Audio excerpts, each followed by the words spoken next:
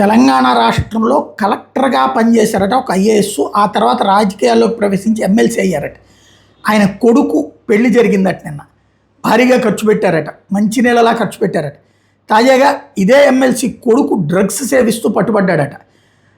ఇది తెలంగాణ రాష్ట్ర సమితి అలియాస్ భారత రాష్ట్ర సమితి పార్టీకి సంబంధించినటువంటి వ్యక్తి అన్నటువంటిది ఇప్పుడు ప్రచారంలోకి వస్తుంది. ఆ మధ్య పైలట్ రోహిత్ రెడ్డి ఏకంగా డ్రగ్స్ పార్టీ నిర్వహించడంతో ఏపీ ఏలూరు ఎంపీ టీడీపీ నేత సహా పలువురు ప్రముఖులు పట్టుబడ్డారు కదా.